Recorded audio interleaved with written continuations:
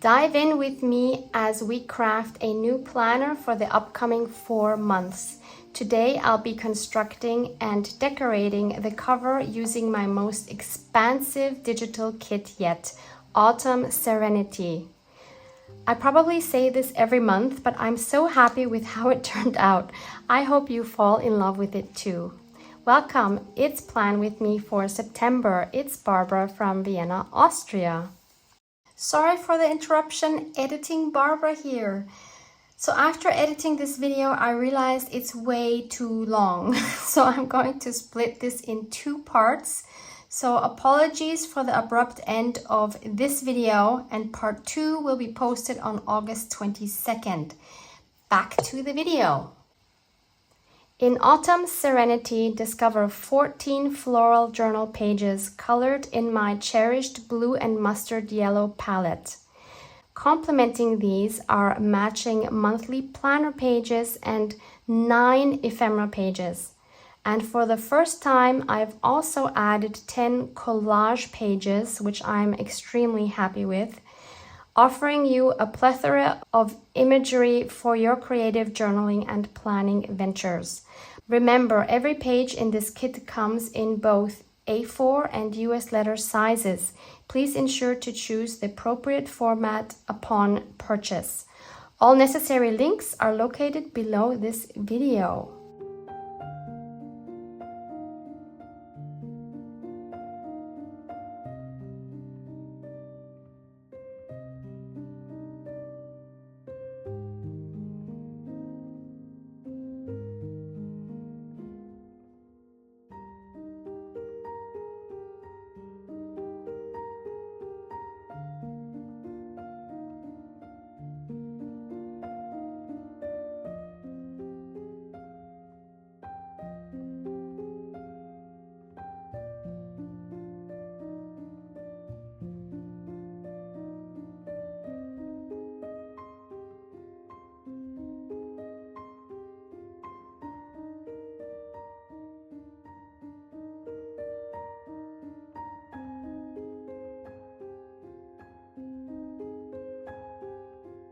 So this will be the third and final planner for this year, 2023. I'm going to, of course, stay in the same style with these 2, which are both made out of paper bags, and they have become super chunky. I love it.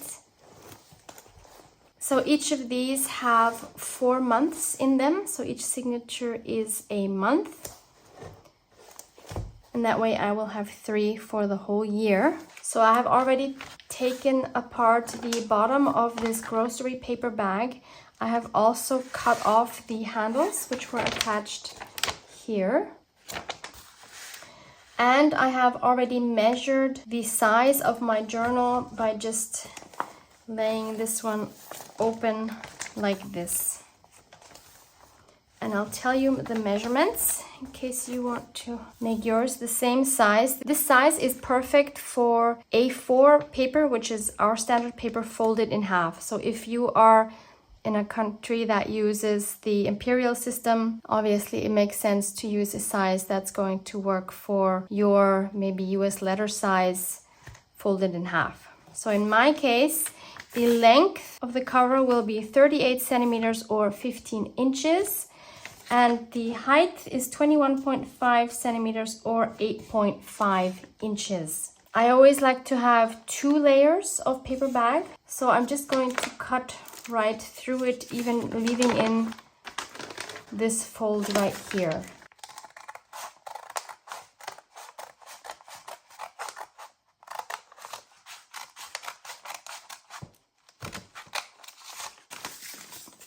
I don't see any reason to cut this flap out. It will just help strengthen my cover. And in the current journal I still have for August, maybe you remember I made this flap after I had made the journal, and this time I want to be smart and make the flap while I'm making this journal, which I think will be easier.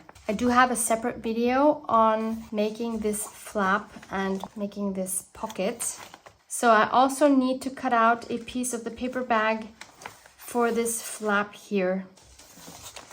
I can obviously just use the same measurement since my journal is going to be the same, and I'll let you know what those are in case your journal has the same measurement.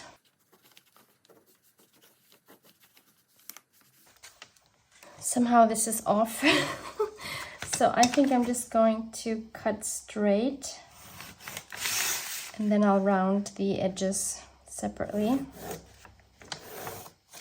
So the length of my flap is 7 5/8 inches, or about 19.2 centimeters. And the height is 3 1/4 inches, or about 8.3 centimeters.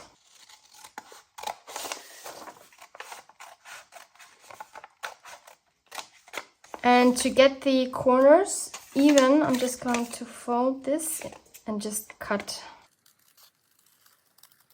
the edge off like that. That way we have an even flap. So this can then go here, and then we can close it like that. Then of course I need a fabric for the outside and the inside of the cover. And to determine which fabric I want to use, I first want to decide on the image I want to add to the cover. I always like adding an image of the first month of the planner. For example, like I did here, so this was the image for this first signature. And same thing here with the Victorian steampunk. So I want to take one of the images from my digital collage sheets, and I think I want to use one of these ladies, maybe even this one. So 4 of the collage sheets have ladies on them, as you have maybe seen digitally. So there's number 2. I'm so in love with these. I don't know if it's okay to say that when they're my own papers, but I'm really in love with these. And that's the 4th one. So all of these 3 are fairly large. I could obviously print them at a smaller percentage, but I don't really want to print anything out again. And by the way, I printed these on matte photo paper. Yeah, so I think these are fairly large for the size of my cover actually, although they are all so cute. She would maybe work. Her hairdo isn't that large. Or do I just use her? I really like her facial expression. So I have a short list of 3 fabrics that I would consider for the cover.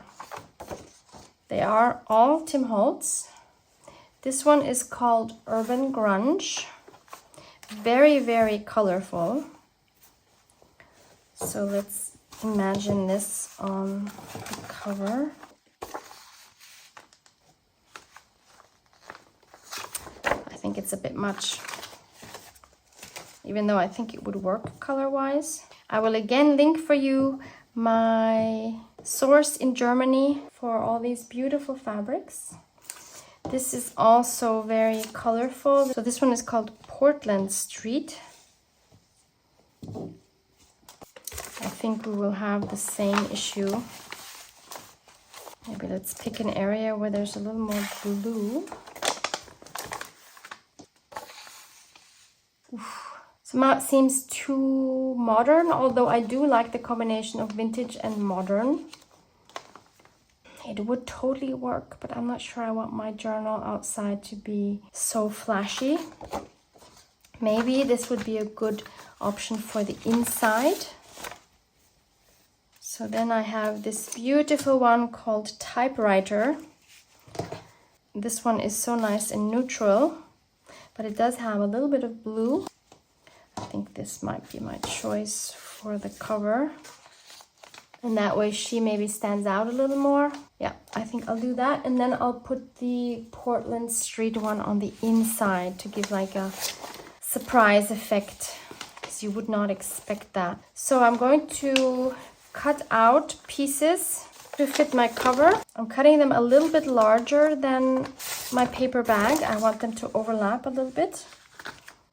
So one of these and one of these. And that also means for my flap, I'm going to cover one side with the typewriter one and one side with the Portland Street one.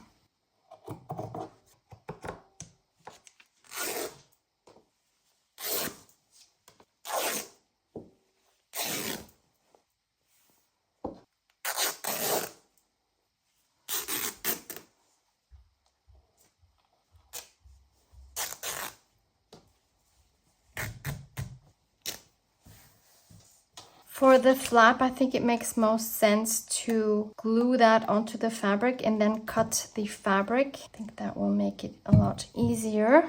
So as always, this is my textile glue. You can use fabric glue as well. I'm just adding a little bit of water and then adding that to my flap. And then I'll glue that down.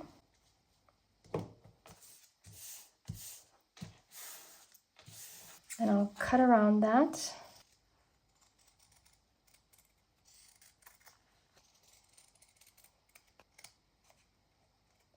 Then I'll take the typewriter fabric and do the same thing with the other side. Maybe it's nice to have this label right in the middle.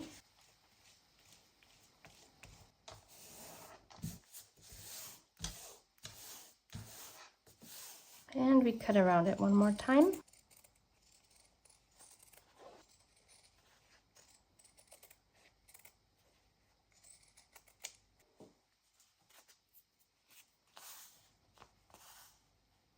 And before I glue this flap inside of the pocket, I'm going to sew around it.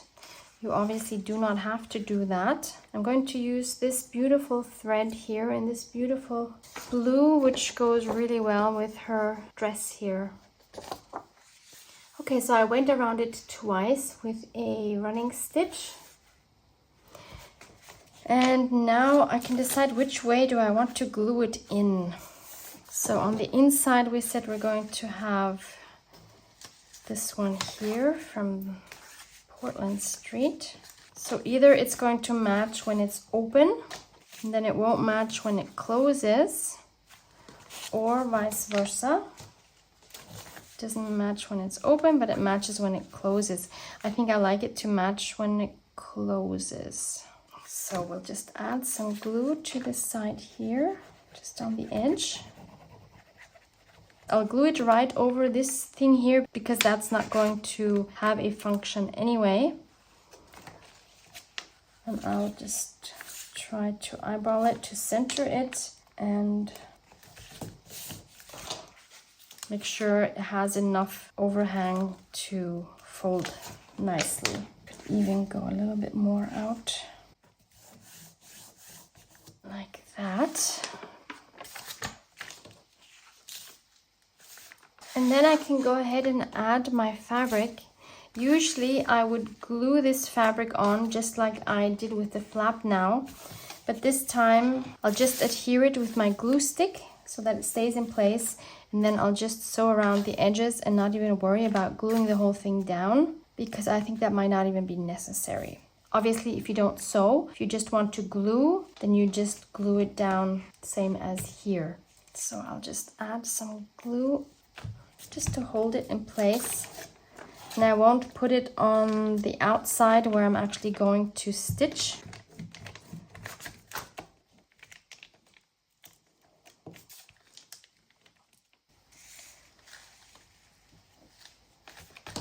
So now it's probably easier to turn it around so that I can see that this is totally crooked.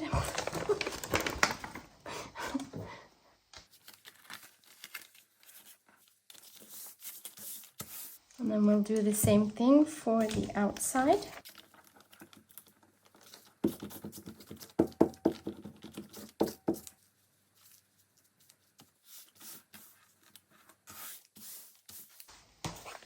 Since I don't want to close this side, I still want this to be a pocket, I'm first going to just stitch, I'll open it up So first I'm going to stitch along this whole edge here, and then I can close it, and then I can stitch around the other 3 sides. You could obviously also have a pocket on this side if you want to leave that open, but for me 1 pocket is enough. So I will take this to my sewing machine again and first do this one side and then stitch around it.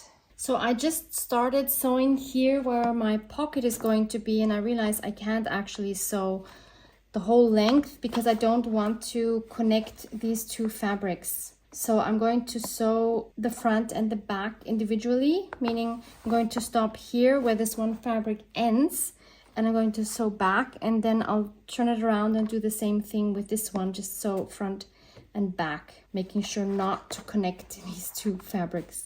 So I've stitched up until here, and I'm just going to stitch back because I don't have enough room to turn this whole thing around. I'll just do a back stitch. And since this turned out completely wonky, I'm just going to go front one more time just to make it look more intentional.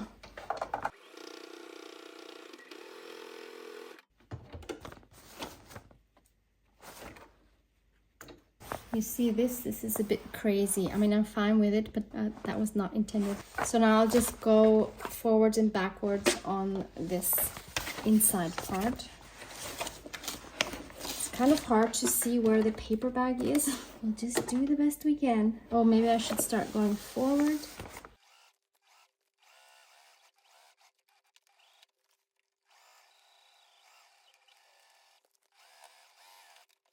And then I can now just go around it once, and hopefully everything will work out nicely.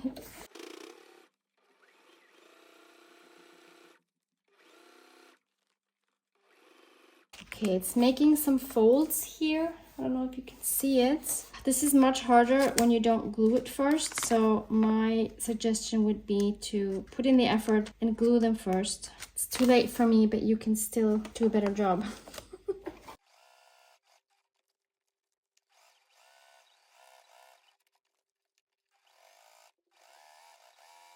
I have a huge fold in here, and it's not good. This is not okay. I think I need to take this out and restitch part of it. Because look here, it's not even covering the paper bag. I don't like that. You see this here? That happens when you don't glue it on. I'm just going to continue. It's too much hassle to take the thread out now. Okay, so I'll turn this around and go around it 2 more times so that I also have 3 lines of stitches going around like I do here where the flap is. So I'm back at my desk, and you see this is pretty much a disaster. We have this huge fold up here where we can even see the paper bag through. We have some folds here and here. Wow. Thankfully, this is for myself, so I'm not that worried about it. I would never do something like this if I was going to sell this journal. The outside looks actually totally fine. There's no wrinkling here, so that's really good. So we're not going to obsess about this and just let it be. I think in the end, when we have all the signatures in and everything, we won't really notice it that much, hopefully. So now we, of course, need a closure for this flap here. And I'm going to do the same thing like I did in my last journal. I think that worked really well.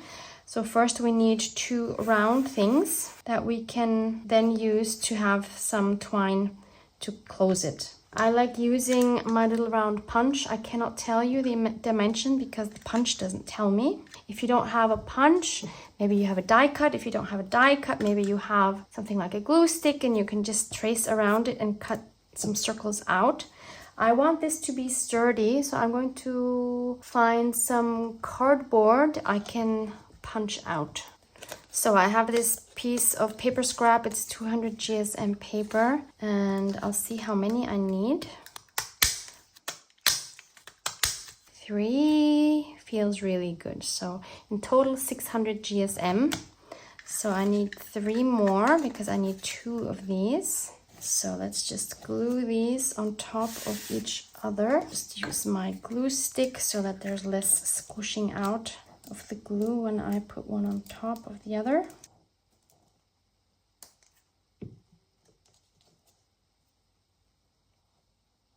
And since this punch is obviously not going to work on my fabric, I'm going to glue these on the back side of the fabric using my textile glue.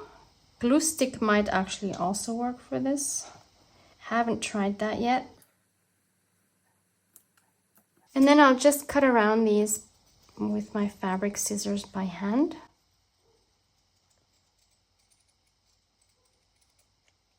Then I'm going to distress the edges using walnut stain distress oxide. So both of these now need a hole. If you don't have a punch, you could use an awl.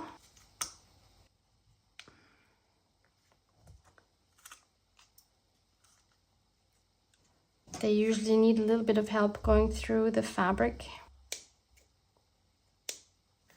So now I just need to figure out where to put these. On this flap, it's easy. Just kind of trying to eyeball that, and I'll make a mark where to punch the hole. And then we'll have to see where to put this one. Maybe here would be good.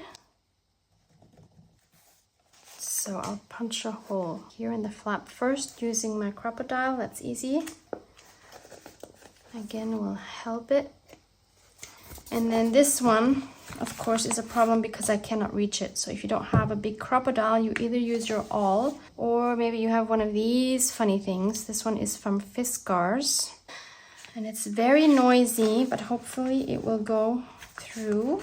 I'm just putting this tiny mat underneath so that it doesn't go through to the back. And then these have like this very heavy duty spiral here that you just lift, and then all the force goes into punching the hole. I don't like them because they are so noisy, so I will turn down the volume. It sounds like someone fired a shot, and it actually didn't really go through. Let's try this again. Okay, now it definitely went through, but this one also needs a... Oh, wow. Oh my goodness. Do you see this? Wow. Okay, so it is very strong if you use it right. So again, I'll just cut this off a little bit. Wow, I was not expecting that. So now I just need 2 brads. I'll just take 2 plain ones like this. So I'll put one through the flap. And if it bothers you to see the legs here of the brad, then obviously you could cover that with fabric, but I do not mind. So I'll just leave that.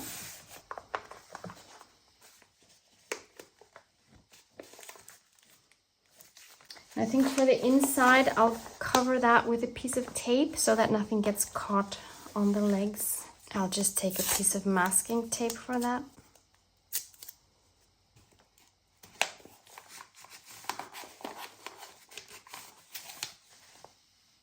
Okay,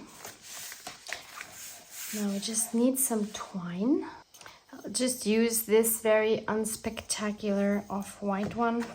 I'll tie it around one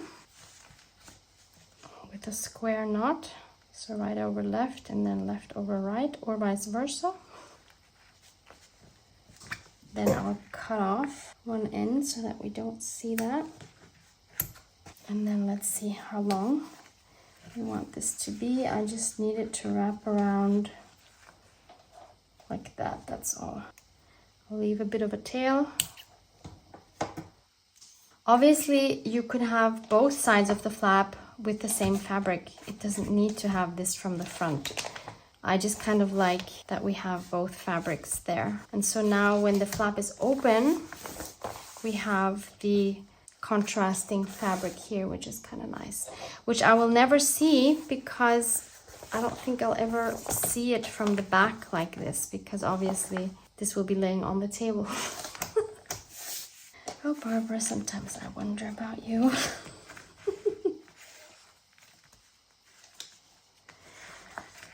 Okay, so we have a cover, kind of.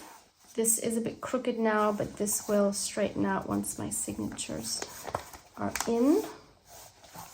So now we need to decorate the front.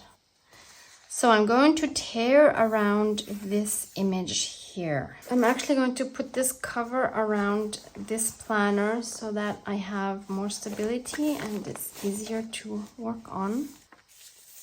Okay. Let me ink around her and then we'll see what else we can add.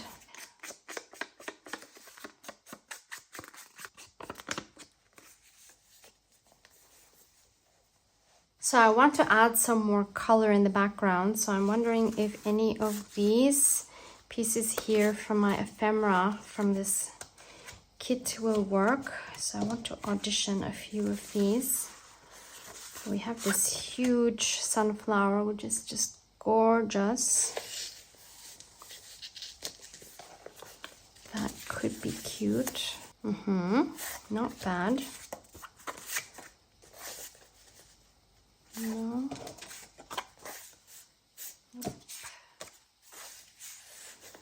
Plain one would also not be so bad. Or we could maybe even do 3.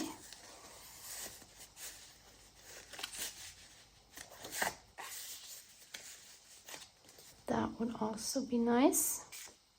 Maybe this one instead of this one. No, I actually like the tan better.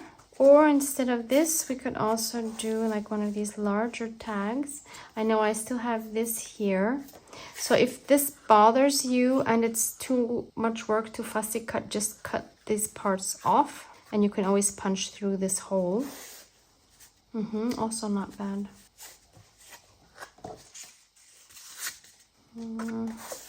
No, I think I want the bright yellow color.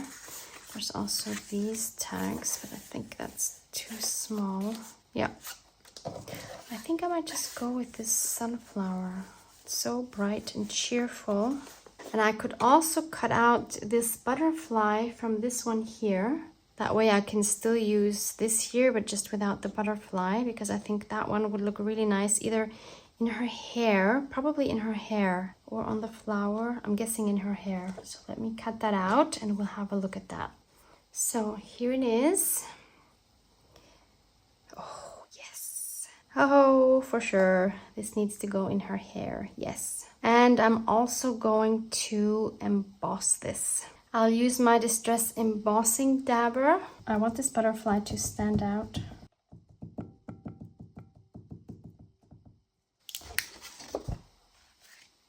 I might even do 2 coats because I want this really shiny, and I'm just making sure I have the clear one, yes, and not the white one. Wouldn't be the first time.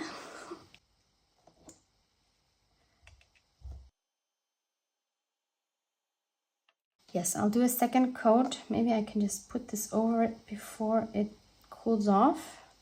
That way I don't need a second layer of the embossing gel. Okay, that did not work very well. Fine, let's add the embossing ink then. I think I first need to melt the part that's on here, otherwise this will turn into a huge mess. Letting this cool off, adding more of the ink.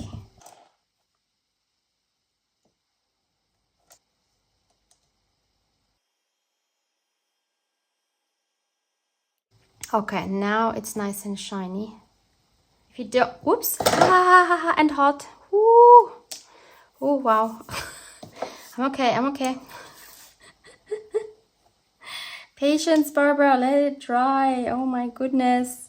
So what I wanted to say was, if you don't have clear embossing powder or a hot, not a hot glue gun, a heat gun, then you can add like a clear shiny Mod Podge or a clear varnish or something. You will get a similar effect, probably not quite as shiny as this, but still shiny. So that can now go here. And I do want to add some of this thread underneath because I did cut off its antennae. So it needs new ones, new messy ones. Since it's a junk journal butterfly, it needs to get used to the mess. something like that. Before I glue this on, I'm going to sew around this piece here with my sewing machine. You could also do some hand stitching if you have the patience. So while sewing this, I spontaneously decided to grunge up this image a little bit more by tearing off a corner and by adding my signature stitch. I could also say that I had another fight with my sewing machine, but this sounds a lot better, doesn't it? I think it's very advantageous if you're not good at sewing, because this is exactly what we need for junk journaling, right? Who needs a perfect stitch? This is so much better. Okay, so let's bunch up this thread and glue that on.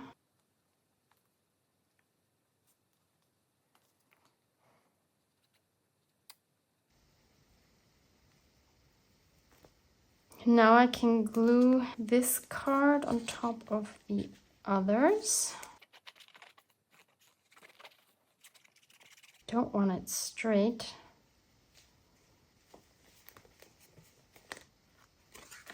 And then I can just glue this down and then glue the whole thing down.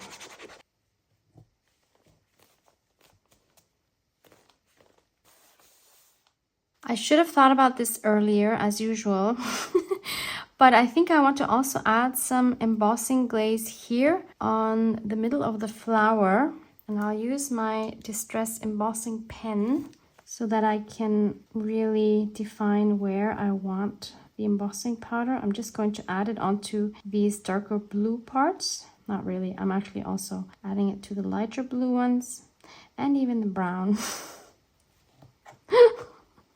And this time I'm going to use my Distress Embossing Glaze Speckled Egg. Sometimes I really wonder, why do I make my life so complicated? Let's take this journal out.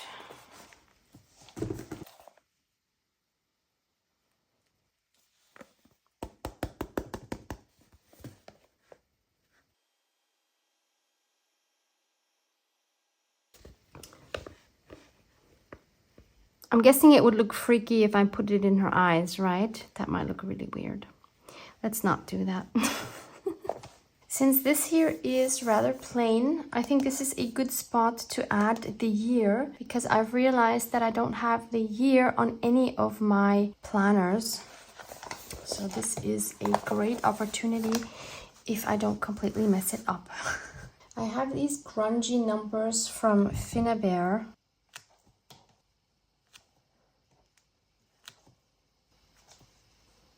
Ooh, that turned out quite well. I like it. I wish I could link these for you, but I got these in this set here by Finnabair. I don't know what it's called because I didn't keep the packaging. I bought this before I was doing YouTube, so I didn't think it was relevant. I bought this at a craft store in the US. Might have been Hobby Lobby, might have been Michael's. I do not remember. And then I also want to add a little more interest here on the cover. Not that this typewriter fabric isn't beautiful on its own, but I wanted to have a little bit more character. So I want to use this stencil by Tim Holtz. It has the number THS 143 because it has these beautiful florals on it, and we have this floral right here. And I'm going to use Distress Oxide Spray Speckled Egg because I think this blue will go really well with the blues I have here, especially the one here in the flower. I'm starting here on the back, hoping that if I mess it up, it won't be as visible. This really takes courage every time. Ooh, that's beautiful. And obviously I don't want to waste this, so I'm going to put this on this paper, which is one of the papers I want to add to my signatures. Ooh, I like that too. So then let's put another one here. I'll do this big one here.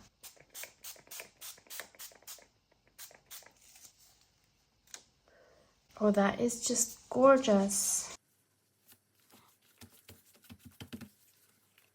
Wow.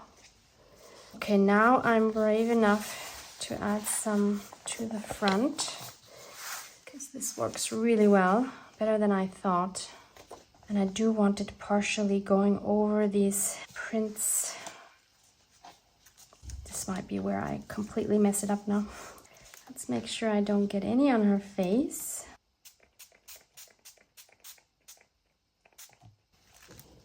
Smeared a little bit here. Let's try to dab some of that. Let's first use up what's on my stencil.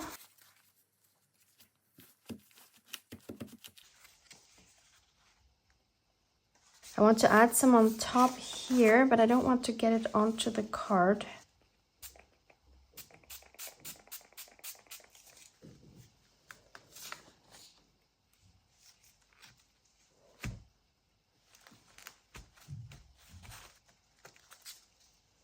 Then I want some more, I think, both here and up here. Again, I'll cover her up.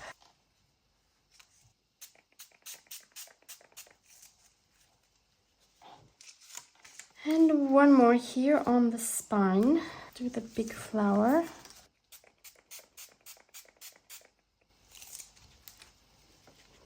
That one came out really well. So let me find a paper to add this to. How about this paper bag?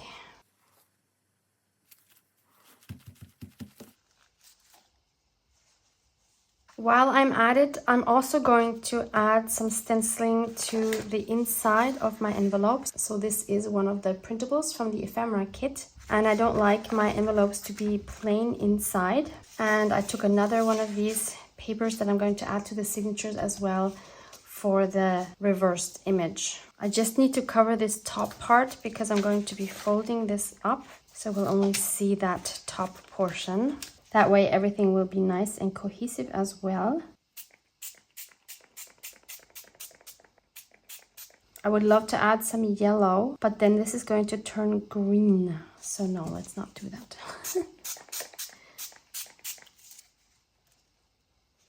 This is just so we have some interest on a blank page to start off with. Mwah, mwah.